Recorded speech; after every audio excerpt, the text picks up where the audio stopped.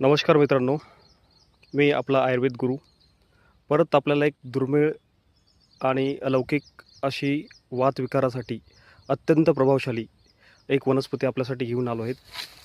वनस्पती जवळपास बऱ्याचशा लोकांना नावं ऐकलेलं असतं किंवा पाहिलेली पण सुद्धा असते.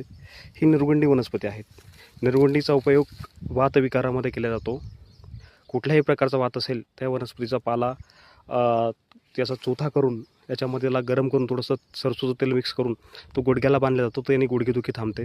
शिवाय याचा एक 4-5 पानांचा रस करून 1 चम्मच रस आणि ज्यामध्ये मध मिसळून जर घेतला, पोटामध्ये वात आला असेल तर तो वाढ जाण्यासाठी काम करते.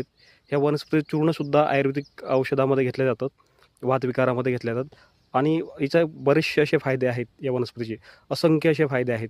तर हे असंख्य फायदे जाणून घेण्यासाठी व्हिडिओला लाईक करा. याचा पुढचा व्हिडिओ मी आपल्याला देईल. ही आयुर्वेदामध्येचं वर्णन असं केलं आहे की ही कायाकल्प करणारी वनस्पती आहे.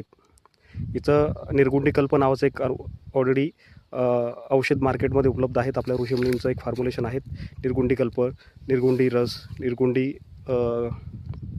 टॅबलेट आणि वातविकारच्या प्रत्येक वनस्पतीमध्ये अत्यंत महत्त्वाची वनस्पती मानली जाणारी वनस्पती आहे निर्गुंडी.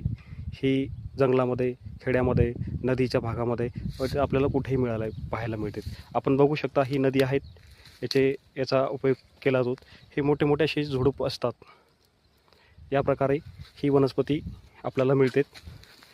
अत्यंत छान, सुरेख, सुंदर अशी वनस्पती आहेत. अत्यंत औषधी गुणांनी भरपूर अशी वनस्पती आहेत निर्गुंडी.